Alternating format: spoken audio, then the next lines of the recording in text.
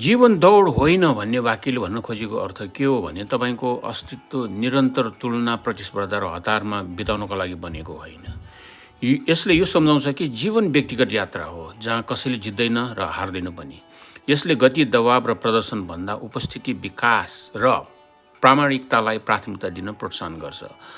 जीवन हरेक व्यक्तिमा फरक गतिमा चल्छ। जीवनलाई दौडको रूपमा हेर्दा अनावश्यक तनाव, तुलना र अपूर्णताको भावना जन्मिन्छ। बरु जीवन यात्रा हो भन्ने बुझाइले तपाईँलाई कति छिटो हिँड्दैछु भन्दा म को बन्दैछु भन्ने कुरामा ध्यान लगाउँछ।